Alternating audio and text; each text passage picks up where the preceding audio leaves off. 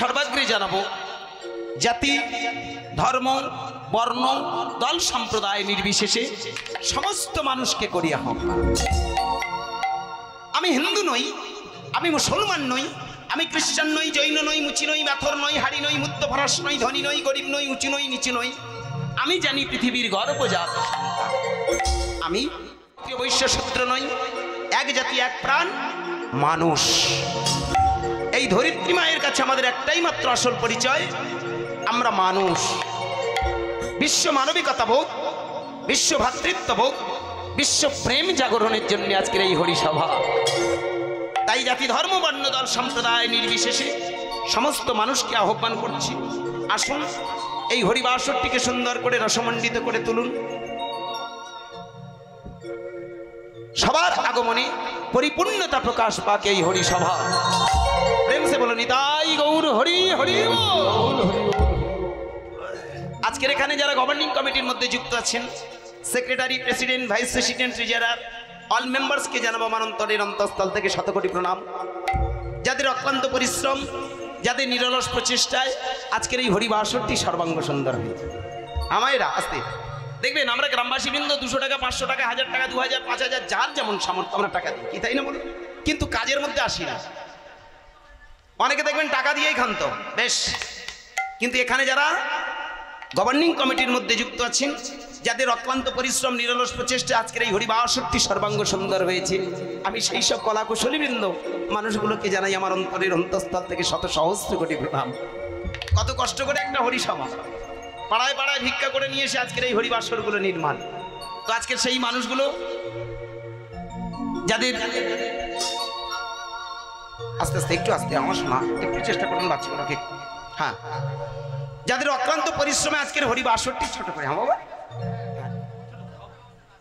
বেশ বেশ, যাদের অক্লান্ত পরিশ্রমে আজকের এই হরিবাসরটি নির্মাণ হয়েছে, আমি সবাইকে আমার অন্তর থেকে জানালাম সশ্রদ্ধ প্রণাম। অনেক ভালো থাকুন, সুস্থ থাকুন, দীর্ঘায়ু প্রার্থনা করব, শ্রীবৃদ্ধি কামনা করে শুরু করবো আজকের হরিকথা। তো আজকে যেহেতু সন্ধ্যাকালীন প্রথম হরিসভা, তো আজকের সমস্ত গ্রামবাসী মা ভাই বোনের কাছে আমি প্রার্থনা করবো আপনারা হরিবাসরে চলে আসুন। কারণ দেখুন, ভক্ত ছাড়া ভগবানের লীলারসের সাধন হয় না। তো আপনাদের মতো সাধুগুরু সজ্জন ভক্তমণ্ডলী, আপনাদের মতো জ্ঞানীগুণী বাবা মায়ের চরণ স্পর্শ করার জন্য আজকের আপনাদের চরণে ঠাঁই পেয়েছি। একটু কৃপা করে দুটো হরিকথা কৃষ্ণ কথা বলার সৌভাগ্য লাভ করিয়ে দিয়েছেন। তো আসুন আমরা সবাই মিলে সেই হরিকথার মধ্যে এগিয়ে যাব। যারা দূর দূরান্ত থেকে এসেছেন সবাইকে আমার অন্তর থেকে রইল সশ্রদ্ধ প্রণাম। অনেক ভালো থাকুন, সুস্থ থাকুন। একটু ছোট করে গৌর কথা দিয়ে একটা ছোট্ট লীলার মধ্যে যাব, তত্ত্বের মধ্যে যাব। দেখুন, ঠিক আজ থেকে 538 বছর আগে নবদ্বীপের মাটিতে জন্মগ্রহণ করেছিলেন নদিয়ার চাঁদনী মাই।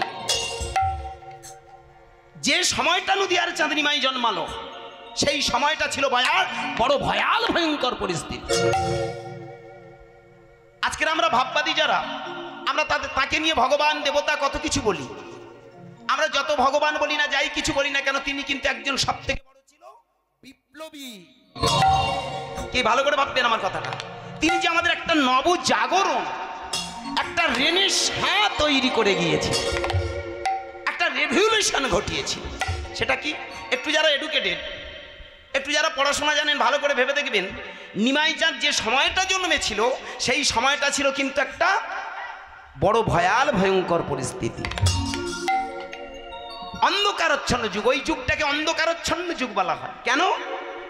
মানুষে মানুষে ভেদাভেদ, মানুষে মানুষে বৈষম্য, হিন্দু মুসলমানের মধ্যে একটা বড় বিভেদ, একটা ব্রাহ্মণ হয়ে সমাজে যারা ছোট জাত তাদের প্রতি ঘৃণা, সবকিছুর মাঝখানে দেখবেন সমাজটা ছিল একটা বড় ভয়াল ভয়ঙ্কর পরিস্থিতি।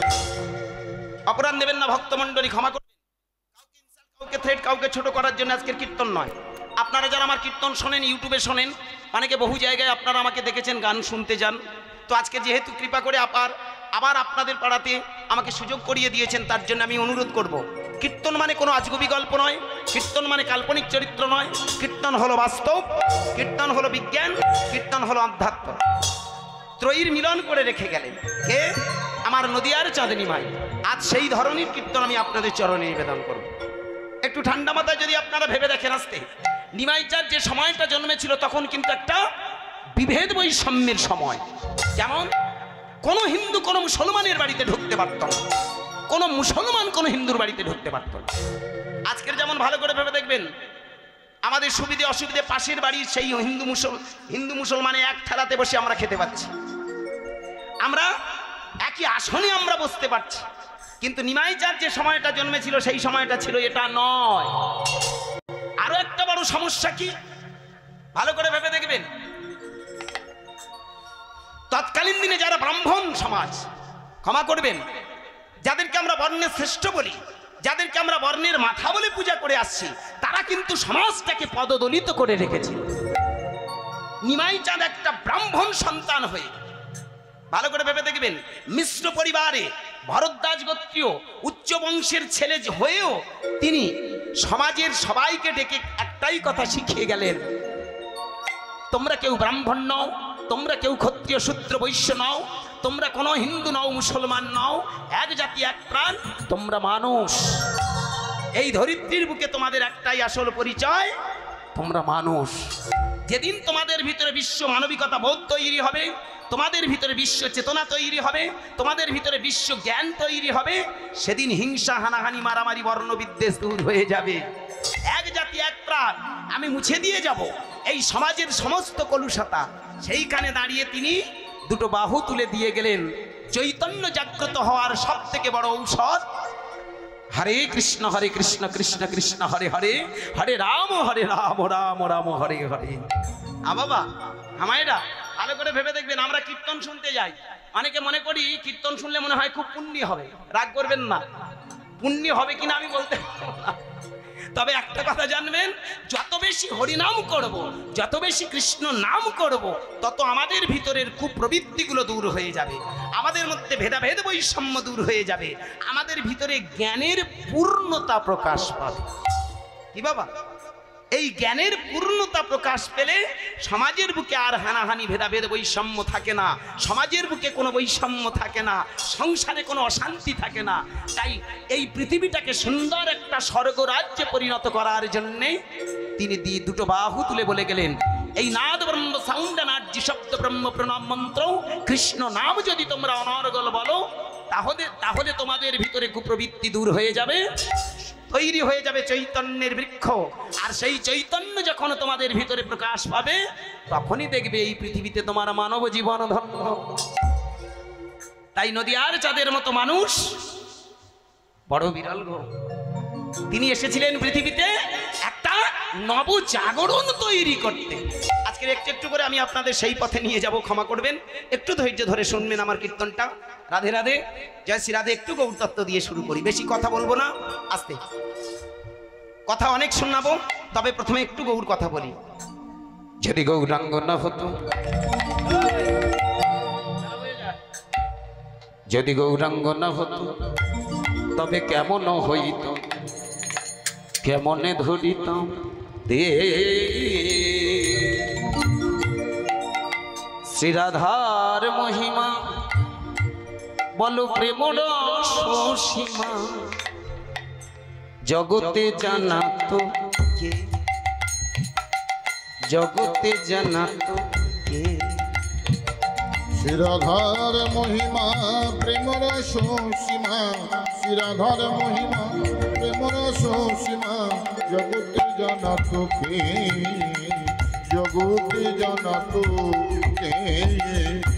মধুর বৃন্দ বিপিন মাধুরী, মধুর বৃন্দা বিপিন মাধুরী, মধুর বৃন্দ বিপিন মাধুরী, মধুর বৃন্দা বিপিন মাধুরী। প্রবেশ চতুরী সার, প্রবেশ চতুরী সারা, বড় যে যুবতী ভাবের ভকতি সকতি, বড় হে যুবতী ভাবের ভকতি সকতি হইত।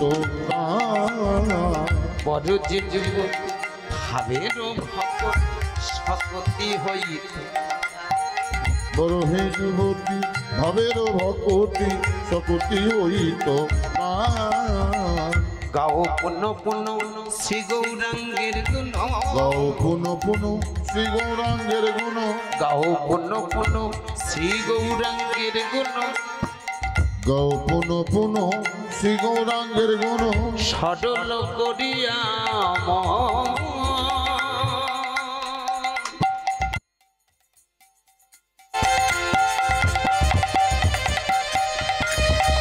তোমরা গুণ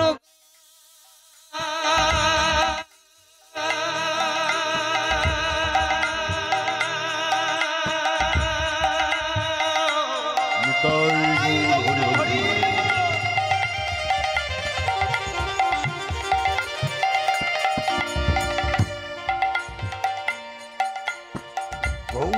হরি।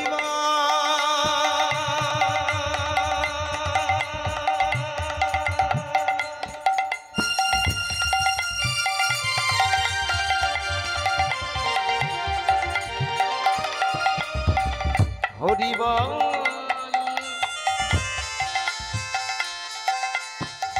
ওগো তোমরা একবার বলো বলো বলো হরি গাও পুনঃ পুনঃ শ্রী গৌরাঙ্গের গুণ গাও পুনঃ পুনঃ শ্রী গৌরাঙ্গের গুণ সরল করিয়া মন।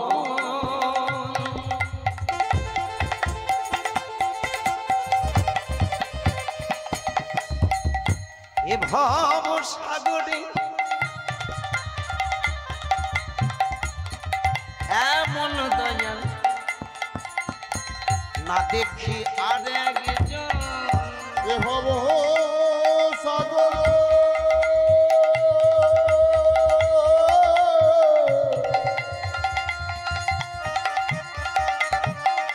এমন দয়া নাই আসে কোনো জন। এ ভব সাগরে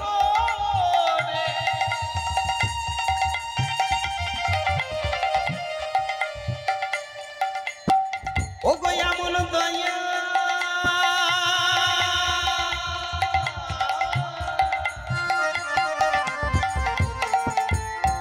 মায়া সে আর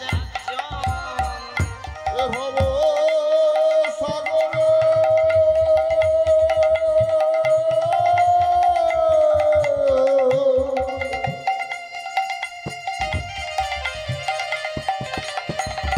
এমন দয়া নাই আসে কোনো জন।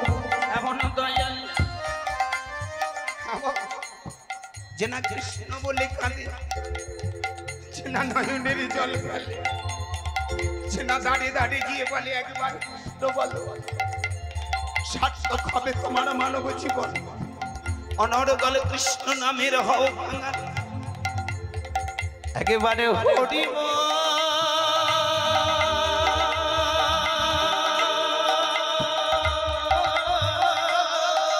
নিতাই গৌর হরি হরি হরি বল। তাই গৌরে হরি।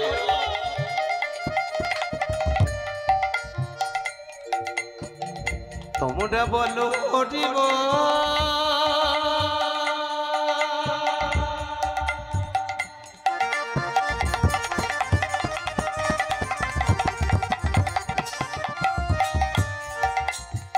বলো না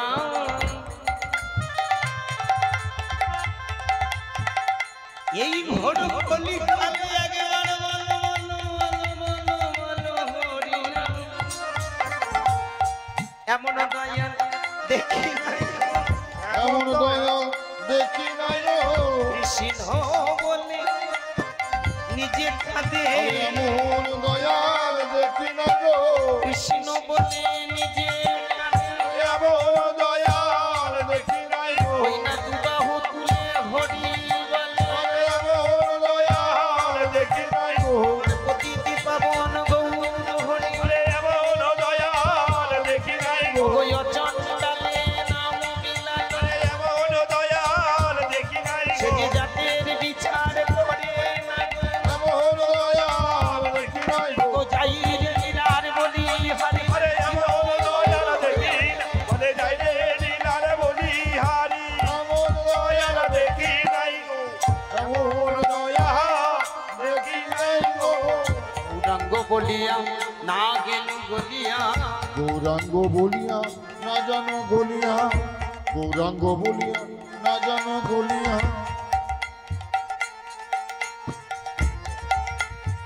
কেমনে ধরিতাম রে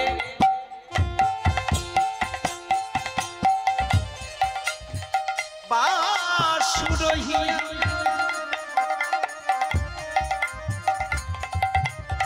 পাষাণ দিয়া করিয়াছ বিধি পশুরইয়া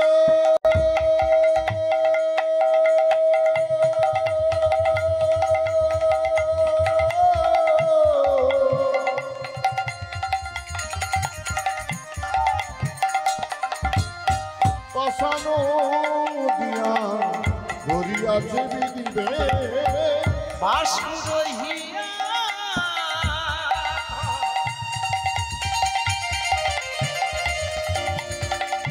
ওগো পাষাণ দিয়া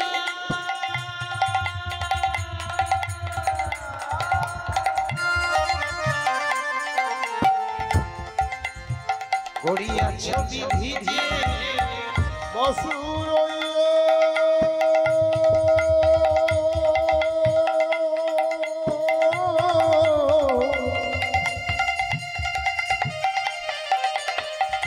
পাশানো দিয়া ধরিয়াছে বিধিবে পাষাণ দিয়ে গড়ে দিয়েছ পছন্দে হৃদয় গড়ে দিয়েছ পাষাণ দিয়ে গড়ে দিয়েছ পছন্দে হৃদয় গড়ে দিয়েছ কৃষ্ণ বলতে জানে হৃদয় পছন্দে হৃদয় গড়ে দিয়েছ হরি বলতে জানে পছন্দে হৃদয় করে দিয়েছ কৃষ্ণ বলতে জানে হৃদয় পছন্দে হৃদয় করে দিয়েছ হরি বলতে জানে পছন্দে হৃদয় করে দিয়েছ এইবার আমার দয়া পছন্দে হৃদয় তাই গৌরবন্দে হরি হরি পছন্দে হৃদয় করে দিয়েছ বাসুরহিয়া পাষাণ দিয়া গড়িয়াছ বিধি বিধি যে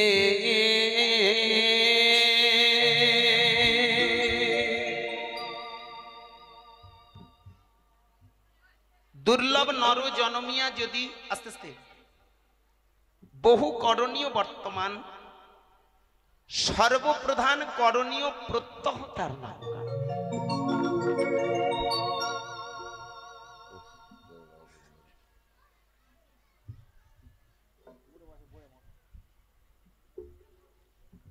এটা দুর্লভ মানব জীবন কি বাবা কি মায়েরা ৮০ লক্ষ জনই করিয়া ভ্রমণ তবে পেয়েছ মানব জীবন যতগুলো কীর্তনীয় আসুক না কেন যত শাস্ত্র আপনি অধ্যয়ন করুন না কেন সবটাই একটা সিদ্ধান্ত দিয়ে গেছে সেই বেদের বৈদিক মুনি ঋষি থেকে শুরু করে আজও যারা একটু সাধন মার্গের মানুষ যারা গভীর সাধন ভজনের মধ্যে মগ্ন থাকেন তারা সিদ্ধান্ত দিয়ে বললেন এই মানব জীবনটা অতি দুর্লভ জীবন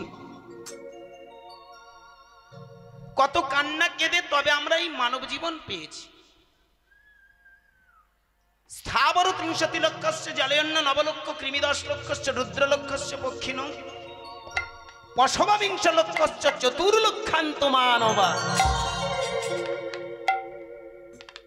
এই মানব জীবনটা পাওয়ার আগে আমরা ৮০ লক্ষ জন ৮০ লক্ষ জনই ৮০ লক্ষ জন দুটো অর্থ এই জন্য যারা কীর্তন শুনতে আসেন যারা কীর্তন শোনেন তারা জানেন কীর্তনের মধ্যে রস আছে দত্তর্থ অর্থ লুকিয়ে আছে একটা বাইরের কথা একটা অন্তর্নিহিত অর্থ কি বাবা তাই না সেখানে বললেন ৮০ লক্ষ জন ৮০ আমরা বারে বারে ৮০ লক্ষ থাকে মানব জীবন কবে একবার মানব জীবন পাবো আবার বললেন ৮০ লক্ষ জন ৩০ লক্ষ বার জন্ম হয়েছিল সাবরজনিতে ৯ লক্ষ বার জন্ম হলো জলজনিতে মাছ আঙুর কুমির কিমির তাহলে 30 আর 9 কত হলো মা? 39। কৃমিজনিতে 10 লক্ষ বার, ছোট ছোট কীট পতঙ্গ পোকামাকড় হয়ে আমাদের 10 লক্ষ বার, তাহলে 39 আর 10 49। 11 লক্ষ বার জন্ম হলো পক্ষীজনিতে, তাহলে 49 আর 10 49 আর 11 60। 20 লক্ষ বার জন্ম হলো পশুজনিতে। এই মোট ক্যালকুলেশন করা বলা হচ্ছে 80 লক্ষ জন। আমরা ভালো করে যদি ভেবে দেখি দুটো অর্থ পাওয়া গেল। এই পৃথিবীতে আমরা বারে বারে আসি, আবার বললেন 80 লক্ষ জন। যারা বললেন 80 লক্ষ জন, ভালো করে ভাববেন, তারা আমাদের মতো কাঁচা মাথার লোক নয়। কি বাবা, ভালো করে ভেবে দেখুন, প্রত্যেকটা মানুষের জীবনে এই যে মানব জীবন পেয়েছি, 8-10টা প্রাণীর থেকে ডিফারেন্স আছে মানুষের। কোথায়? ওদের আছে অবচেতন মন, আর মানুষের ভিতরে আছে চেতনা সম্পন্ন মন। যেটা মানুষ পারে সেটা পশু পাখি তরুলতা বৃক্ষ গুলমাদি পারে না। কারণ ভেবে দেখবেন, এই পৃথিবীতে মানুষই ধ্বংস করে দিতে পারে পৃথিবীটা, মানুষই পারে এই পৃথিবীটাকে সুন্দর করে সাজাতে। আমরা 21 শতাব্দীর মানুষ আছে, আমরা 21 শতাব্দীর মানুষ। এখানে দাঁড়িয়ে দেখবেন নাসার বিজ্ঞানীরা রিসার্চ করছে, তা বড় বিজ্ঞানীরা রিসার্চ করে বলছে এক একটা দেশ যা আবিষ্কার করে ফেলেছে, তাতে করে এই বিশ্বটা যে কোনো মুহূর্তে দেশলাই আর কাঠি দুটো ঘর্ষণের অপেক্ষা। মানে কিরকম? এক একটা দেশের হাতে মিসাইল, অ্যাটম, পারমাণবিক অস্ত্র, আগ্নেয়াস্ত্র এত বেশি তৈরি হয়ে আছে, যদি কোনো কালে একটু ভুল বোঝাবুঝি হয়, এ যদি ওর ঘাড়ে ছুড়ে দেয়, ও যদি এর ঘাড়ে ছুড়ে দেয়, তাহলে খবর আমাদের অন্যরকম। শুধু আমাদের নয়, এই পৃথিবী নামক গ্রহটা কিন্তু শেষ হয়ে যেতে পারে। তাহলে ভালো করে ভেবে দেখেছেন, মানুষ কি না পারে? কি বাবা, সৃষ্টিটাকে ধরে রাখতে পারে, আবার এই সৃষ্টিটাকে ধ্বংস করে দিতে পারে। আমরা ভগবান ভগবান খুঁজে বেড়াই, এখনো আমাদের অনেকের বোধগম্যে আসেনি what is God and what is he. রাগ করবেন না, আমার কীর্তনটা একটু বোঝার চেষ্টা করবেন। আমি বাস্তববাদী কীর্তনী, ওই আজগুবি বুজরুকি গল্পের মধ্যে যেতে নারাজ। আমি প্রত্যেকটা জায়গায় দাঁড়িয়ে আমি প্রমাণ করে দেব, সেটা একেবারে সায়েন্টিফিক ব্যাখ্যা আছে, ভেবে দেখবেন। আস্তে, আজকের এখানে আপনারা আমরা সবাই মনুষ্য রূপে এসেছি, মানব রূপে পৃথিবীতে এসেছি। মানুষই পারে পৃথিবীটা ধ্বংস করতে, মানুষই পারে পৃথিবীটাকে ধরে রাখতে। ভগবান কাদের বলা হয়? এই পৃথিবীতে জন্ম নিয়ে যারা ভিতরে চৈতন্য সত্তাটাকে প্রকাশ ঘটিয়ে, যারা ভিতরের সেই পূর্ণতাকে পূর্ণতার প্রকাশ ঘটিয়ে পূর্ণত্বের আসনে বসে এই জীব জগৎকে শিক্ষা দিয়ে গেল, হে জীব জগৎ, এই পৃথিবীর শ্রেষ্ঠ জীব তো মানুষ, তাই মানুষ হয়ে তুমি জন্ম নিয়েছো। এই পৃথিবীতে এসে তোমার অনেক করণীয় আছে, তোমার উপর ডিপেন্ড করছে সারা পৃথিবীর অন্যান্য ইতর প্রাণীগুলো, তোমার উপরে অপেক্ষা করে আছে সারা পৃথিবীর যত তোমার পিছনের জীবগুলো। তাহলে এই জীব জগৎকে ধরে রাখার দায়িত্ব তোমার, এই পৃথিবীটাকে সুন্দর করার দায়িত্ব তোমার। তাই তোমরা যদি অবচেতন মন নিয়ে 8-10টা পশুর মতো আচরণ করো, তাহলে যেন তোমরা এই পৃথিবীতে বেশি দিন স্থায়ী হতে পারো না। ধ্বংস হয়ে যাবে এই পৃথিবী, ধ্বংস হয়ে যাবে এই সভ্যতা। তাই সভ্যতা তথা পৃথিবী ধ্বংস হওয়ার আগে একটু তোমাদের ভিতরে সেই চেতনা তৈরি করো। এই ন্যায় নীতি আদর্শগুলো যারা বলে গেছে, তাদেরকে আমরা ভগবান। কি বাবা, ভগবান ওপর থেকে আসে না, দ্য ম্যান ইজ গড। মানুষের ভিতরে যে ডিভিনিটিটা আছে, খুব মন দিয়ে শুনবেন, মানুষের ভিতরে যে একটা দেবত্ব শক্তি লুকায়িত আছে, that natural gift, natural constitution and god gift. এই প্রত্যেকটা মানুষের ভিতরে যে একটা দেবত্বের প্রকাশ লুকিয়ে আছে, সেই দেবত্বটাকে প্রকাশ ঘটিয়ে সক্রিয় করে তুলে সমাজ, সংসার, রাষ্ট্র, পৃথিবীটাকে সুন্দর গড়াই হলো মানব জীবনের কাজ। এখানে এসে যদি হীনমন্যতা সৃষ্টি করে, ভেদাভেদ বৈষম্য তৈরি করে, ও উঁচু ও নিচু, ও ছোট ও বড়, এই বিভেদ বৈষম্য তৈরি হয়, তাহলে সমাজ সংসারটা বড় বিশৃঙ্খলা হয়। সেইখানে দাঁড়িয়ে নদিয়ার নিমাই বললেন, এই পৃথিবীতে সব থেকে বড় হলো মানুষের ভিতরে শিক্ষা দেয়া। ভালো করে ভেবে দেখবেন আমায়রা, বাবা, আজকের ঘরে ঘরে দেখবেন যে বাবা মা লেখাপড়া জানে না, তার ঘরে দেখবেন MA pass, BA pass, BCom pass আছে না সব বাড়িতে। কিন্তু ভেবে দেখবেন আজ থেকে 50 বছর আগে এই কল ছিল না। ছিল বলুন? আমার মা বিএ পাস, জানো না? এখন ওই যে বেকার ভাতাটা পায় না, বেকার ভাতা বলবো না, মা বার্ধক্য ভাতা পায়, সেটা নেয় টিপস হয়ে দিয়ে। বুঝতে পারছেন? তাহলে ভেবে দেখুন, আস্তে যে মা পড়াশোনা জানে না, তার ঘরে আজকের প্রত্যেকটা আমার ভাইয়েরা আমরা স্কুল কলেজে পাশ করে বসে আছি। ভাবুন তো, আজ থেকে 50 বছর আগে বাবা এই ক্ষমতা ছিল কি? পড়াশোনাটা এত এভেলেবেল ছিল কি? ছিল না। আজকের দিনে ঘরে ঘরে এমএ বিএ পাস। কেন শিক্ষা দেওয়া হয়? বাবা মা নাই বা লেখাপড়া জানলো, কিন্তু ছেলেগুলোকে কেন শিক্ষা দেওয়া হয়?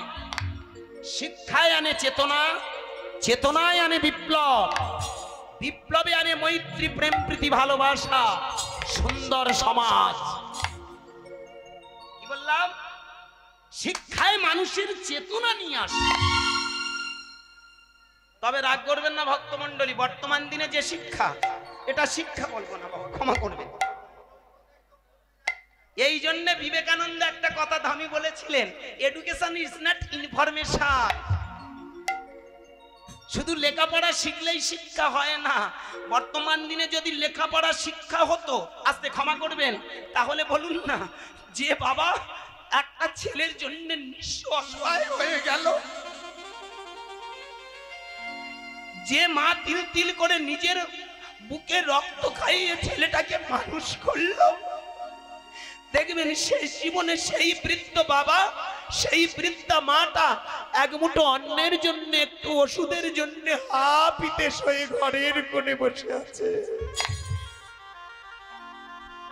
ছেলে চাকরি করে, ছেলে বড় বড় টাকার মাইনে পায়, ছেলে বড় ইনকামদার, কিন্তু ঘরে দেখবেন বাবা এক মুঠো অন্নের জন্য কষ্ট পাচ্ছে। এটা শিক্ষা নয়। সেই শিক্ষা লাভ করো যে শিক্ষা তোমার ভেতরে চেতনা তৈরি করে, তোমার সংসার সুন্দর করে, সমাজ সুন্দর করে, রাষ্ট্র পৃথিবীটা সুন্দর করে রাখার মানসিকতা তৈরি হয়। সেই শিক্ষা অর্জন করো। ভালো করে ভেবে দেখবেন। তাহলে নিমাই চাঁদ হরিনামটা কেন দিল? আপনারা এখানে হরিনাম কেন শুনতে এসেছেন? আছে অনেকে মনে করে হরিনাম শুনলে মনে হয় স্বর্গে চলে যাবে। এটা আমাদের অনেক ধারণা, রাগ করবেন না। এর জন্য দায়ী কারা জানেন? আমাদের মতো জোচ্চোর চিটিং বাজবে। যারা ধর্ম যাজক হয়ে আজ পৃথিবীতে এসেছি, যারা আজকের দিনে ধর্মের ধ্বজাধারী, তারা আজকের মানুষকে বিভ্রান্তির পথে ঠেলে দিয়েছে।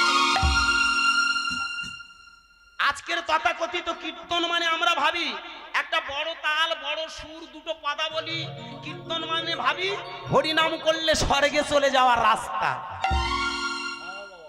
আমি পা দুটো জড়িয়ে ধরে বলবো, এটা আমাদের মতো জোচ্চোর চিটিংবাজদের কথা। যারা বলে মানুষ হরিনাম করলে স্বর্গে চলে যায়, আমি বলবো এটা মূর্খের কথা। কেন? যারা বলছে মরে গেলে স্বর্গে যাবে, আপনি বেঁচে থাকতে যেতে পারবেন না? পারবেন কি বলুন? এখানে আপনারা যারা আছেন বলুন, আপনি বেঁচে থাকতে যেতে পারবেন না। ওদের কাছে যাবেন, ওরা শিখিয়ে দিয়ে আসতে, ওরা শিখিয়ে দেয় কি তুমি মরে অনর্গল হরিনাম করে মৃত্যুর পরে তোমার স্বর্গে। কেন বেঁচে থাকতে থাকতে হয় না? আমার নিমাই চাঁদ আছে, আমার নিমাই চাঁদ মৃত্যুর পরে স্বর্গ দেখানোর মানুষ নয়। আমার নিমাই চাঁদ দেখিয়ে দিয়ে গেলেন, অনর্গল যদি তুমি হরি নাম করো, অনর্গল যদি কৃষ্ণ নাম করো, তবে তোমার ভিতরে চৈতন্য তৈরি হবে। এই সমাজে প্রত্যেকটা মানুষ যখন কৃষ্ণ নাম, কৃষ্ণ কেন, সাউন্ড এনার্জি, শব্দ ব্রহ্ম, ভালো করে মন দিয়ে শুনবেন আমার কথাগুলো। এতদিন আপনারা অনেক বড় বড় কীর্তনিয়ার মুখে হরি নাম শুনেছেন, আস্তে আমি বড় কীর্তনিয়া নই, আর বড় কীর্তনিয়া দাবি নিয়ে আপনাদের চরণে আসিনি। আমি পা দুটো জড়িয়ে ধরে বলবো, আমার কথাগুলো বোঝার চেষ্টা করবেন। হরি নাম করলে কি হয়? হরি নামের মধ্যে আছে সাউন্ড এনার্জি, শব্দ ব্রহ্ম, প্রণব ধ্বনি, ও ওম, সৃষ্টি স্থিতি প্রলয়। ওম, এই যে কৃষ্ণ, রাম, নারায়ণ, এই ওঙ্কার ধ্বনিটা তোমার ভিতরে যত বেশি মনন করবে, তত বেশি তোমার ভিতরে চেতনা তৈরি হবে। আর যত বেশি চেতনা তৈরি হবে, জ্ঞান বৃদ্ধি হবে, ততই তুমি বুঝতে পারবে এই পৃথিবীতে মনুষ্য জীবনের উদ্দেশ্য কি। অনর্গল যখন তুমি হরি নাম করবে, এই নামের গুণে সাউন্ড এনার্জি, শব্দ ব্রহ্ম, প্রণব ধ্বনির উচ্চারণের ফলে তোমার ভিতরে যে চেতনা তৈরি হবে, তখনই তুমি সাজিয়ে তুলবে তোমার ঘর, তোমার সংসার, তোমার সমাজ, তোমার রাষ্ট্র, তোমার পৃথিবী। এই সমাজ, রাষ্ট্র, পৃথিবীটাকে সুন্দর করে, চেতনায় উদ্বুদ্ধ করে আমরা সবাই যখন মিলেমিশে থাকি, সবাই যখন শান্তিতে থাকি, এর নাম হলো স্বর্গ। আমার নিমাই চাঁদ ওই স্বর্গ বানাতে এসেছে। আর আমাদের মতো জোচ্চর চিটিংবাজগুলো যারা ধর্মযাজক হয়েছে, আমরা বলি হরি নাম করো, মরে গেলে স্বর্গে যাবে। পা দুটো জড়িয়ে ধরে বলবো, বোঝার আছে যে কারণে ঘরে ঘরে হরিনাম ফল কেন ফলছে না। দেশলাইয়ের দোষে একটাও কাঠি জ্বলছে। চারিদিকে যদি এত হরিনাম হলো, শান্তি কোথায়? দেখাতে পারবেন? সমাজের বুকে হরিনাম করা মানে শান্তি স্থাপনের জন্য। সংসারে হরিনাম করার অর্থ হলো সংসারটাকে সুন্দর শান্তি স্থাপন করার জন্য। আপনারা হাত তুলে একজন বলুন তো, আমার সংসার শান্তি আছে, ঝগড়া হয় না? আছে বাবা? কেউ বলতে পারবো না। কেন? এখানে কেউ আমরা বলতে পারবো না। ঠিক, একদম একদম কারেক্ট। এই জন্য তোমার এই কথাগুলো বলা। আমরা কেউ বলতে পারবো না যে আমাদের সংসার শান্তিতে আছে। কেন? আমরা একে অপরের চৈতন্যটাকে জাগাতে পারি। আপনার চেতনা জাগতে পারে, কিন্তু আপনার ঘরের আর 10 জন তাদের চেতনা হয় না। কি বাবা? যে কারণে সবার ভিতরে যতক্ষণ না একটা চৈতন্য জাগে, ততক্ষণ সে সংসার, রাষ্ট্র, পৃথিবী কোনোদিন শান্তি ফিরতে পারে না। আমার নিমাই চাঁদ হরিনামটা দিয়েছিল মানুষের ভিতরে কৃষ্ণ নামে চেতনা তৈরি হবে। যখনই চেতনা হবে, ভুল পথ থেকে মানুষ সঠিক পথে চলে আসে। আজকের দেখুন হরিনামটা ঠিক অন্য কায়দায় হচ্ছে না, বলুন। আজকের আমরা হরিনাম করি কেন? কৃষ্ণ মনে হয় সামনে দাঁড়াবে, গৌর হরি মনে হয় সামনে এসে আমার সামনে বলবে, বাবা তুই অনেক হরি বল বলেছি, দেখে নে আমি কি জিনিস। রাগ করবেন না, ক্ষমা করবেন। এই কথাটা কারা বলে জানেন? যারা তথাকথিত ধর্মের কিছু বোঝে। নিমাই চাঁদ, কৃষ্ণ, রাম, বুদ্ধ, হযরত মুহাম্মদ, অনুকূল বালক ব্রহ্মচারী, ঋষি অরবিন্দ, ওঙ্কারনাথ, ওরা কেউ আসবে না, কেউ তোমার সামনে দাঁড়াবে না। শুধু তাদের আদর্শগুলো যদি মানতে পারি, তাদের মুখের কথাগুলো যদি আমরা সংসারে ব্যবহার করতে পারি, তাহলে সমাজ, সংসার, রাষ্ট্র, পৃথিবীটা সুন্দর হয়ে যায়। তাই তো বিবেকানন্দের ভাষা, কোথায় স্বর্গ কোথায় নরক, কে বলে পাবো হুদু। মানুষের মাঝে স্বর্গ নরক, মানুষের মাঝে সুরস। অথচ ভালো করে ভেবে দেখবেন, আস্তে, আজকের আমরা এই কথাটার গুরুত্ব না দিয়ে শুধু আমরা দেবতার পূজা করে বেড়াই, আমরা গৌরকে নিয়ে পূজা করে বেড়াই। আমায়েরা মা, বলো তোমার, যখন আপনারা হরিনাম শুনতে এসেছেন, আমি আপনি সবাই প্রথমে যখন হরিনাম শুনতে আসছেন তখন কিন্তু আপনি ভালো করে কাপড় পরেছেন, ভালো আমরা জামা পরেছি, পরিনি বাবা? পরে আমরা প্রথমে গিয়েছিলাম কার কাছে? আয়নার সামনে। কেন আয়নার সামনে গেলাম? আয়নাটা দিয়ে দেখে নিচ্ছে আমি কতটুকু সুন্দর হলাম, আমাকে দেখে আর একজন যাতে ভুল না ধরতে পারে, আমি যাতে সুন্দর সেজেছি সে যেন একটু বলতে পারে বাহ খুব ভালো লাগে দেখাচ্ছে রে তোকে। তাহলে আয়নাটা কেন আমরা নিলাম? সুন্দর করে সাজবো বলে। আচ্ছা, আয়নাটা আপনারা সঙ্গে নিয়ে এসেছেন কি? সাজা শেষ, আয়নার কারবার শেষ। কি সাজা শেষ মানে আয়নার কারবার শেষ। ঠিক তেমন আমরা নিতাই চাঁদ, গৌর চাঁদ, কৃষ্ণ, রাম, মহামানবদের চরণে কেন যাই? আমাকে তোমার মতো মানুষের মতো মানুষ বানিয়ে দাও, আমি যেন মানুষের মতো মানুষ হতে পারি। তাকে পূজা করা লাগে না, রাশি রাশি খাবার দিয়ে তার মনোতুষ্টি করতে লাগে না। সে কখন তুষ্টি হয় জানেন, কখন শান্তি পায় জানেন? যখন তার আদর্শগুলো ধরে আমি মানুষের মতো মানুষ হয়ে যাব। আজকের এই হরিবাসরে ভক্তমণ্ডলী, জানি না আমার কথাটা একটু আপনাদের কাছে অনেকের কাঠখোঁচা লাগছে, লাগা স্বাভাবিক। এতদিনের সংস্কারের চাদরে আপনারা মুড়ি আছেন, তাই আমি একটা কথা বলে যাই, দেবতার পূজা করতে লাগে না। কোন দেবতা বলেনি রাশি রাশি খাবার নিয়ে আমার কাছে এসো। দেবতা একটাই বলে আমার আদর্শগুলো ধরে এগিয়ে যাও। ভালো করে ভেবে দেখবেন, ধরুন আপনার বাবা মা আছে, বেঁচে থাকতে আমরা বাবা মাকে কেউ ভালোবাসতে পারি না, রাগ করবেন না, যতই আমরা ঠাকুর দেবতা করে নাচানাচি করি না কেন। আমাদের এখনো বোধগম্যে আসেনি কে ঠাকুর, কে দেব আর কে দেবী। পৃথিবীতে জানবেন দেবতা বলে যদি কিছু থেকে থাকে, তবে বাবার উপরে কোনো দেবতা খুঁজতে পাবেন না। পৃথিবীতে দেবী বলে যদি কিছু থেকে থাকে, তবে মায়ের উপরে কোনো দেবী নেই। কৃষ্ণ ভগবান পরে খুঁজবেন, কোন দেবতাকে খুঁজবেন সেটা পরে খুঁজবেন। আগে যে দেবতা হতে তুমি এসেছো,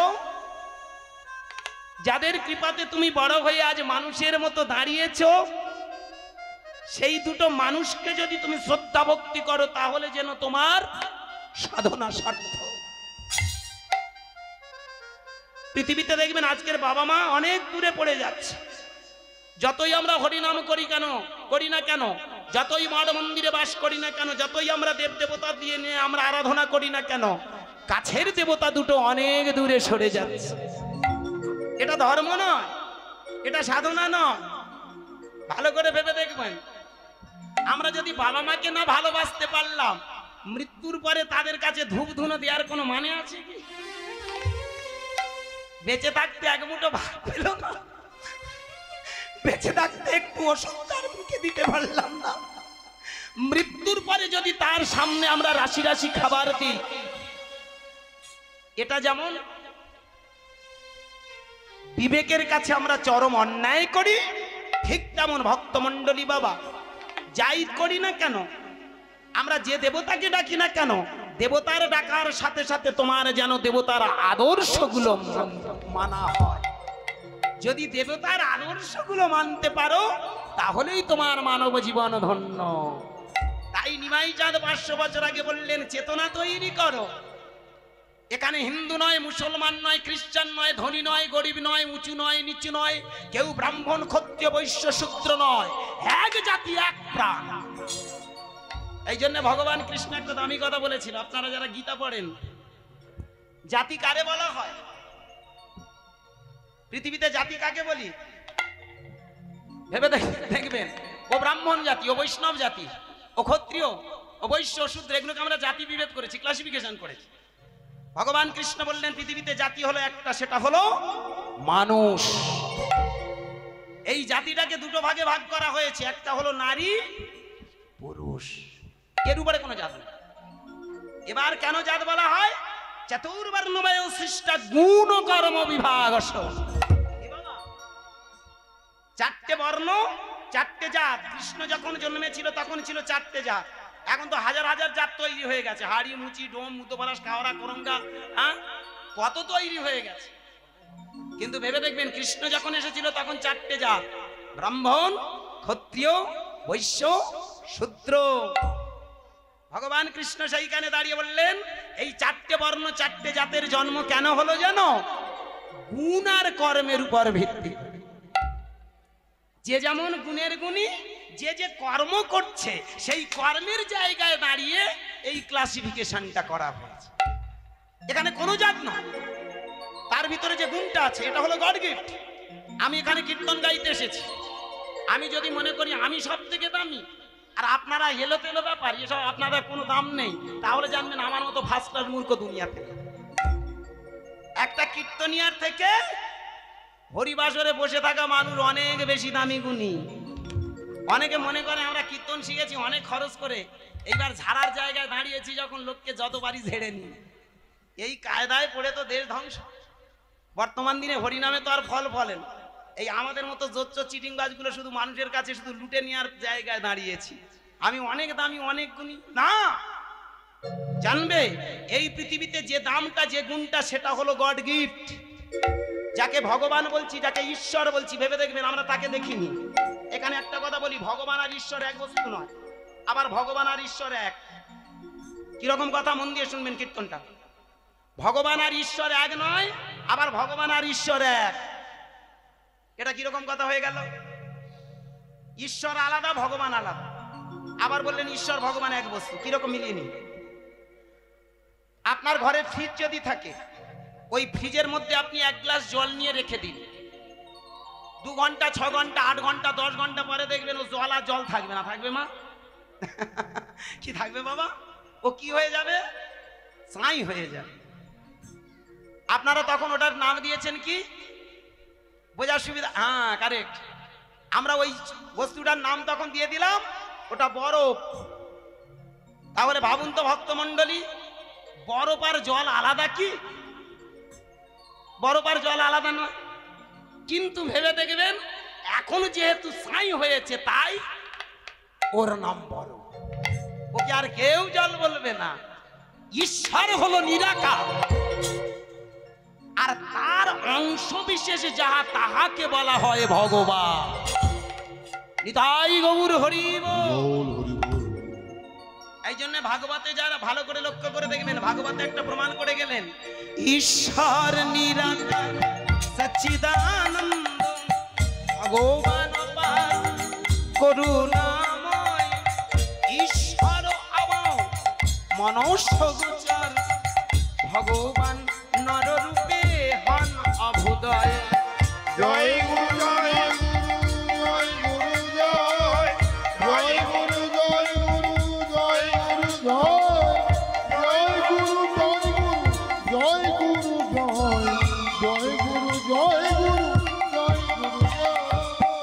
ঈশ্বর নিরাকার সচ্চিদানন্দ ভগবান পাল করুণাময় ঈশ্বর আবাও মনুষ্য গোচর ভগবান নররূপে হন অভুদয়। জয় গুরু, জয় গুরু, জয় গুরু, জয় গুরু, জয় গুরু, জয় গুরু, জয় গুরু, জয় গুরু, জয় গুরু, জয় গুরু, জয় গুরু, জয়।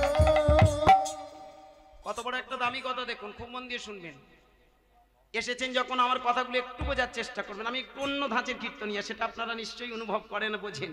যারা ইউটিউব শোনেন, দেখেন, ইউটিউব মানে কিচ্ছু নয়। এই আজকে দাঁড়িয়ে বসে আছে একটা ক্যামেরা দাদা, লেখাপড়া শিখেছে, লেখাপড়া শেখার পর দেখলো চাকরি বাকরি নেই, কি করে খাবো? আর যাও কিছু করে খেতে হবে তো, সংসারটা চলবে কিসে? ওই লাখ 2-3 টাকা নিয়ে একটা ক্যামেরা কিনে নিয়েছে, জানেন, যেখানে অনুষ্ঠান টান হয় ওরা চলে যায়। আজকের এখানে কীর্তনের অনুষ্ঠান হচ্ছে, এখানে চলে এসেছে। এবার ওরা কি করে জানেন, এগুলোকে সুন্দর করে ক্যামেরা বন্দি করে নিয়ে ওরা বাড়িতে বসে, ওরা শিক্ষিত এডুকেটেড ছিল তো, হাই এডুকেটেড ছিল, এডুকেটেড বললে ভুল হবে, হাই এডুকেটেড। ভালো করে ভেবে দেখবেন, ওরা বাড়িতে নিয়ে ওটা কম্পিউটারে ফেলে কম্পিউটারাইজড করে ওগুলোকে এডিটিং করে, ছোট্ট ছোট্ট করে পার্ট পার্ট করে। ওই এডিট পার্টগুলো ওদেরই চ্যানেলে পাঠিয়ে দেয়। আর ওই চ্যানেলে যখন পাঠিয়ে দেয় দুটো হয়, এক আমাদেরও একটা পাবলিসিটি হয়ে গেল, আর দুই ওদেরও হালকা হালকা একটা ইনকাম বেরিয়ে আসে। এই যে আপনারা ফোনে যে রিচার্জগুলো করেন, রিচার্জ থেকে হালকা একটা পয়সা না ওরা ইনডাইরেক্টলি ভাবে ওরা পেয়ে যায়। সেটা ইউটিউব বলে যে একটা কোম্পানি আছে, ওটার দ্বারাই ওরা হালকা করে সেইভাবে ওদের ব্যাংকের অ্যাকাউন্টে আস্তে আস্তে এসে জমা পড়ে। এইভাবে ওদের কোনো রকমে দিনাতিপাত হয়, সংসার চলে যায়। আজকে ভালো করে ভেবে দেখবেন, ঠিক তেমন আজকের আপনারা আমরা যারা এসেছি ভেবে দেখবেন এই ইউটিউব মানে কি এমনি করে নিয়ে যায়, আর সেইগুলো আপনারা দেখেন। কোনো একটা হরিবাসরে গিয়েছি, আজকেরও আমি তেমনই এসেছি। তাই আজকের আমার এই সামনাসামনি কথাগুলো ভেবে দেখবেন, আমি যে কথাগুলো বলছি কতটা মূল্যবান কথা সেটা আপনারা বিবেক বিবেচনা করে ভাববেন। ঈশ্বর নিরাকার, ঈশ্বরের কোনো রূপ নেই, আজও পর্যন্ত তার কেউ কোনোদিন দেখতে পায়নি। কিছুদিন আগে রিমাল আসলো, তার আগে আমপান এসেছিল, তার আগে আয়লা এসেছিল, বড় বড় ফণি ফণি এসেছিল। ভালো করে ভেবে দেখবেন, কদিন আগে যে রিমালটা হয়ে গেল, ঝড়টা এসেছিল, ঝড়টা কার নির্দেশে? কৃষ্ণের নির্দেশে। আপনি যদি কৃষ্ণের বলেন, মুসলমানরা বলবে কেন আমার আল্লাহর নির্দেশে, আবার খ্রিস্টানরা বলবে কেন আমার গডের নির্দেশে। লড়াই হবে না? কি বলুন? আমি যদি বলি কৃষ্ণের নির্দেশে, মুসলমান ভাইয়েরা বলবে আল্লাহর নির্দেশে। ভালো করে ভাববেন। আবার খ্রিস্টান ভাইরা তারা বলবে গডের নির্দেশে। এই আল্লাহ গড ভগবান ভগবান করে আমরা যে যার মতো আলাদা করে ঝগড়া তৈরি করে।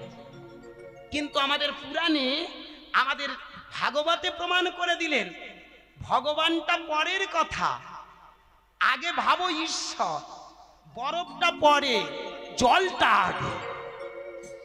ঈশ্বরটা কি? আপনারা যারা এখানে ফিলোসফি অনার্স নিয়ে পাশ করেছেন, যারা ফিলোসফি সাবজেক্ট নিয়ে পড়াশোনা করেছেন, আমার কথাটা ক্লিয়ার হয়ে যাবে। ভেবে দেখবেন, ফিলোসফিতে একটা জায়গায় সুন্দর করে দেওয়া আছে হোয়াট ইজ ঈশ্বর, ঈশ্বরটা কি। সেখানে প্রমাণ করলেন, আস্তে ছোট করে বলি, সৎ চিৎ আনন্দ। কি বললাম? সৎ। সৎ মানে যার কোনো ভেজাল নেই। চিৎ মানে চৈতন্য শক্তি, অসীম ক্ষমতা আছে তার। আনন্দ, যিনি কোনোদিন কোনো দুঃখ পান না। ভালো করে ভেবে দেখুন, আপনার ভিতরে সেই একটা খণ্ড লুকিয়ে আছে, আছে না বাবা? কি গো মায়েরা, আমাদের সবার ভিতরে সেই সচ্চিদানন্দ আছে না? কি বাবা, আছে না? সাত, এই যে ব্রহ্ম আত্মা, আত্মা হলো সৎ। চিৎ মানে অনেক চৈতন্য ক্ষমতা। ও আছে বলে আমাদের এত দৌড়াত্তি, ও আছে বলে আমরা এত চিৎকার করতে পারি, ও আছে বলে আমরা এত দৌড়াত্তি করি। কিন্তু ও যেদিন বেরিয়ে যাবে খবর অন্যরকম। ভেবে দেখেছেন কোনোদিন? তাহলে ও অসীম ক্ষমতার অধিকারী, তারই খণ্ড থেকে তোমার ভিতরে সৃষ্ট। কি বোঝা গেল একটু? তাহলে সেই যে নিরাকার ব্রহ্ম, ওই যে নিরাকার ব্রহ্ম থেকে এই পৃথিবীতে আমাদের খণ্ডরূপে প্রকাশ পৃথিবীর জীবী জগৎ। তিনি আনন্দময়। ভেবে দেখবেন, তোমার ভিতরে যে পরমাত্মা আছে, সবাই কাঁদবে কিন্তু সে কাঁদে না। একটা বুড়ি তার বুড়োকে হারিয়েছে, গল্প শুনুন। একটা বুড়ি তার বুড়োকে হারিয়েছে। বুড়োর পাশে বসে বসে বুড়ি কাঁদছে, ও গো তুমি চলে গেলে গো, তুমি ছাড়া আমার জীবনে আর কোনো দাম নেই গো, ও গো তুমি চলে গেলে গো, ও গো তুমি চলে গেলে আমার উপায় কি হবে? একজন জ্ঞানী বাবাজি সেইখানে আসছে, যিনি চৈতন্যের অধিকারী হয়েছে। এই যে আজকে দেখেছেন আপনারা চৈতন্যের অধিকারী হবেন বলে কতগুলো বেশ ধারণ করেছেন, এটা বাহ্য আচরণ। যত বেশি এই আচরণগুলো আপনারা কাজে লাগাবেন, ততই দেখবেন আপনাদের ভিতরে আস্তে আস্তে সেই পরম চৈতন্যের প্রকাশ হবে। এই প্রাইমারি থেকেই তবে তো সেই ইউনিভার্সিটি, হাই স্কুলে যায়, ইউনিভার্সিটিতে যায়, ঠিক তেমন এগুলো প্রাইমারি স্টেপ। রাগ করবেন না, আমার কথাগুলো ভাবতেন, আমি প্রমাণ করে দিয়ে যাব। আমরা যেগুলো বাইরে প্রথম ধারণ করেছি, মালা, তিলক, শিখা, ডোর, কবনি, বহির্বাস, নিরামিষ, যা কিছু, এগুলো হলো প্রাইমারি স্টেপ। এইগুলো ধরতে ধরতে তবেই আমরা পৌঁছে যাব ইউনিভার্সিটির মাত্রায়। যারা ইউনিভার্সিটির মাত্রায় গেছে তারা আর বাহ্যাচারণ করে না। ভালো করে ভেবে দেখবেন, রামকৃষ্ণ পরমহংসদেব সারা ওয়ার্ল্ডের একজন সেরা best of philosopher in the world. Chaitanya ডেকেছে, মালা পরেছে, কি ভালো করে ক্ষমা করবেন। বিবেকানন্দ তারই একজন মহান শিষ্য, মালা তিলক শিখা নিয়েছে, কিন্তু নিয়েছে কিসের মালা? জ্ঞানের মালা। তিলক এইখানে যে থার্ড আই আছে সেই চোখটা ফুটিয়ে তিলক রচনা করেছে। পরে আমি ব্যাখ্যা করে দিয়ে যাবো। আজকের আপনারা আমার কথাগুলো একটু মন দিয়ে শুনবেন, তাহলে বুঝতে পারবেন, ক্লিয়ার হয়ে যাবেন। তত্ত্ব যখন শুনতে এসেছেন আজকের আমাদের কাছে আমার অনুরোধ, বাবা মায়েরা একটু মন দিয়ে আমার কথাগুলো শুনবেন, তাহলে আপনারা একটা মাত্রা পৌঁছাবেন। এটা আমার গড গিফট। আজকের আমি যে তত্ত্বগুলো হরিবাসরে বলি, উইথিন ক্যামেরা অন দা স্টেজে দাঁড়িয়ে বলবো, এটা আমার ঈশ্বর দত্তা, আপনাদের আশীর্বাদ, আমার বাবা মায়ের আশীর্বাদ, আমার গুরু কৃপা। আমি প্রথম একটা গুরুর কাছে গান বাজনা শিখেছিলাম, সেটা হলো আমার বাড়ির পাশে বাবলু বৈদ্য বলে। তারপরে আমি গান বাজনা শিখতে গেলাম, বলি একটু ব্যবসাটা আরো ভালো করে বাড়াতে হবে, রাগ করবেন না। কীর্তন মানে তো ব্যবসা, বলুন, এর মতো ধান্দাবাজি আর দুনিয়াতে পাবেন না। এ অল্প বিনা ক্যাপিটালে ইনকাম আসতে, তাই না? 30, 40, 50, 60, 70, 1 লাখ হুড় হয়ে যাচ্ছে, টাকার হুড় হচ্ছে। কীর্তনের কি হচ্ছে সেটা আমি বুঝেছি, যারা একটু বুঝদার মানুষ তারা বুঝেছে। যাই হোক, ভক্তমণ্ডলী এটুকু আমি বুঝেছি। তারপরে গেলাম আমার শ্রদ্ধেয় গুরুজি গৌরলীলার সম্রাট আমার গৌরী শঙ্কর বন্দ্যোপাধ্যায় মহাশয়, ওনার কাছে বছর 5 আমি গৌরলীলা শিখেছি। তারপরে ওখান থেকে দেখলাম গৌরলীলার সাথে সাথে এখন আমার রূপ নেই। ভালো করে ভেবে দেখবেন, যার রূপ থাকে না তার যতই মানুষ ডাকুক না কেন, শুধু পালা গাইলে কেউ শুনবেন। কি গৌরলীলা মানে শুধু একটা লীলা? এসব করলে বেশি দিন লাস্টিং হবে না, ব্যবসাটা বাড়াতে হবে। ওখান থেকে চলে গেলাম আমার একটা গুরুজি উত্তরপাড়ায় বাড়ি, গোপাল তর্জাদারের কাছে, ওনার কাছে কবি গান তর্জা গান শেখা। তারপরে একজন মহান মানুষের চরণ আমি স্থান পেয়েছি, তিনি হলেন আমার বীরেন্দ্র কৃষ্ণ ব্রহ্মচারী মহারাজ। হরি বল, যার কাছে আমার ইহকাল পরকাল সব সঁপে দিয়েছে, যার বাড়ি ওপার বাংলায়, উনি এখনো জীবিত। ওনার বাড়ি সোদপুর, উত্তর 24 পরগনা। এখনো ওনার কাছে যাই, উনি আমাকে যে তত্ত্বগুলো শেখান সেই তত্ত্বগুলো আমি হরিবাসরে বেশি করে জানাই। আর এই তত্ত্বগুলো বলতে বলতে আজকের আপনারা আমাকে চিনেছেন, জেনেছেন। বিভিন্ন মঠ মন্দিরের, আপনার বৃন্দাবন, মথুরা, দ্বারাবতী, কঙ্কল, অযোধ্যা, আমার নবদ্বীপের বহু তাবড় গোসাইজি আমাকে বলেন, গুরুদাস বাবু তুমি কি প্রসাদ ভোজি? রাগ করবেন না, হরিবাসরে মিথ্যের ধার ধরি নাম। ছোটবেলা থেকে এই হরিনামের পথে এসেছি। বর্তমান আমার এজ 43, 43, কিন্তু আমার কীর্তনের বয়স হয়ে গেলে 33, 33। আমি মিথ্যের ধার ধরি না। আমি আপনাদের মতো অনেকে প্রসাদ ভোজি নই, রাগ করবেন না, আমি প্রসাদ ভোজি নই। আমি সংসারী মানুষ, আমার বউ বাচ্চা আছে, বাবাকে হারিয়েছি, বাবা বছর 8 হলো বাবা হারিয়েছি, মা বেঁচে আছে। মা যে মায়ের কোলে বসে আজও আমি গান বাজনা শিখি, যে মা আমার ভোরের বেলা উঠে দাঁড়িয়ে দেয়, ওর না একটু ওঠ মা। আমি দেখেছি জীবন্ত ভগবান উপরে কিছু নেই পৃথিবীতে। ভগবান বলে যদি কিছু দুটো খুঁজে থাকি, তবে আমি রিসার্চ করে, আমি অনুভব করে, অনুভব যন্ত্র দিয়ে বুঝেছি আমার বাবা আমার ভগবান, মা আমার দেবী। ওর উপরে কোনো দেব দেবী আমি খুঁজে পাই না। অপরাধ নেবেন না ভক্তমণ্ডলী। যাই হোক, আজকের আমার সেই যে গুরুর আশীর্বাদ তথা বীরেন্দ্র কৃষ্ণ ব্রহ্মচারী মহারাজের আশীর্বাদে আমি যে তত্ত্বগুলো পেয়েছি আপনাদের কাছে আমি কিছু তুলে ধরে যাব। ভালো করে মন দিয়ে শুনবেন। নদিয়ার চাঁদ নিমাই হরিনামটা দিয়েছিল মানুষের ভিতরে চেতনা জাগানোর জন্য। আর সেই চেতনাটা দেখবেন আস্তে আস্তে এই ঈশ্বরকে নিয়ে করতে করতে সাধনা বলতে বলতে আজ এত দূরে এলাম। ঈশ্বর নিরাকার, ঈশ্বরকে কোনোদিন দেখা যায় না। আমার নিমাই চাঁদ বাহু তুললেন, ভালো করে ভেবে দেখুন, নিমাই চাঁদ বাহু তুললেন, এই বাহুটা তুলে বললেন তোমরা ঈশ্বরের সন্তান। ভালো করে ভাববেন, ঈশ্বর মানে নিরাকার। আজকের এখানে আপনারা যারা যারা বসে আছেন ভালো করে ভাববেন, আমরা সবাই ভগবানের বেটা, ভগবান লর্ডের বেটা, লর্ড। আমরা জানতে শিখিনি, বোঝার চেষ্টা করি না বলে তাই তাদের কাছে মাথা ঠুকি, কিন্তু ওরা জানিয়ে দিল তোমার কাছেই সব লুকিয়ে আছে। নো thyself, আত্মানাং বিদ্ধি, তুমি খুঁজে দেখো তোমার মাঝখানে সবকিছু বিদ্যমান। এই জন্য মায়েরা, ভক্তমণ্ডলী বাবা একটা কথা বলে যাই, ভালো করে মন দিয়ে শুনবেন। জীবনের মানে যে জন না যাবে,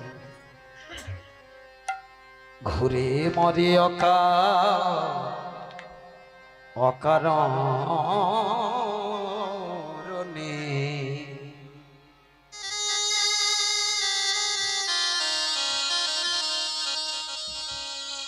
জীবনের মানে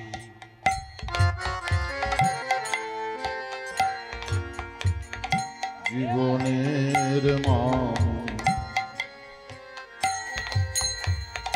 যে জন না জানে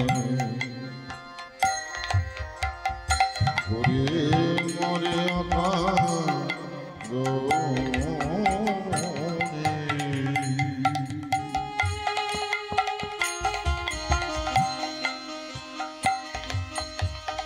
জীবনের মানে ভজরে মন গৌরাঙ্গ চরণ ভজরে মন গৌরাঙ্গ চরণ ভজরে মন গৌরাঙ্গ চরণ ভজরে গৌরাঙ্গ চরণ ধ্যানে রাখো তারে সজনে জীবনের ঘুরে মরে অকারণে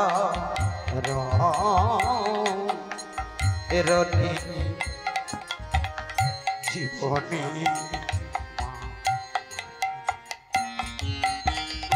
ভজরে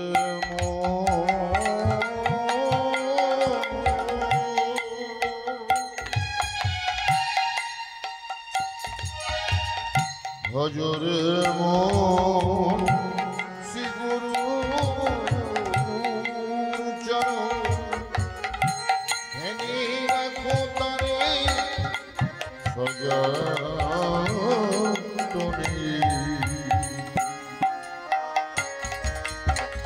জীবনের মান যে জন না জানে ঘুরে মরে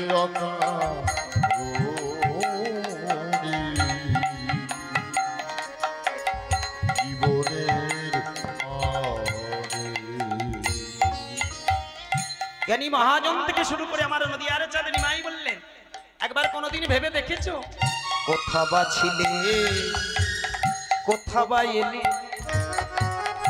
দুদিন পরে কোথা বা যাই ভেবেছো কি কোথা বা ছিলে তুমি কোথা বা এলে কোথা বা যাইবে ভেবেছো কি কোনো কালে কোথা বা ছিলে কোথা বা এলে কোথা বা যাইবে ভেবেছো কি কোনো কালে কোথা বা ছিলে তুমি কোথা বা এলে কোথা বা যাইবে ভেবেছো কি কোনো কালে স্রষ্টার নব এ নব সৃষ্টি স্রষ্টার নব এ নব সৃষ্টি স্রষ্টার নব এ নব সৃষ্টি স্রষ্টার নব এ নব সৃষ্টি সৃষ্টির মহাদান জীবনের মান যে জন না নিতাই গৌর প্রেমানন্দে হরি জীবনের মান যে জন না জানে ঘুরে মরে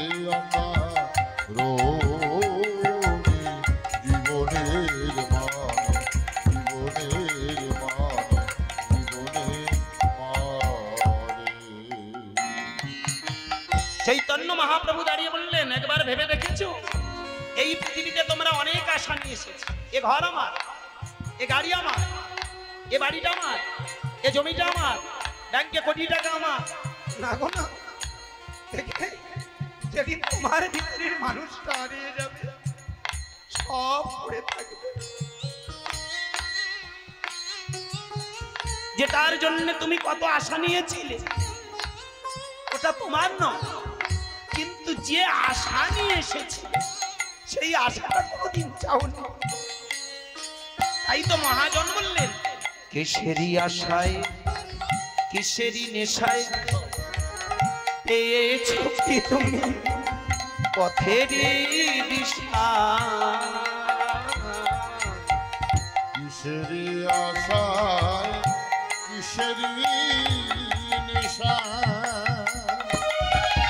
পেয়েছো কি তুমি পথেরই দিশা। কিসেরই আশায় কিসেরই নেশায় পেয়েছো কি তুমি পথেরই দিশা। কিসেরই আশায় কিসেরই নেশা পেয়েছো কি তুমি পথেরই দিশা।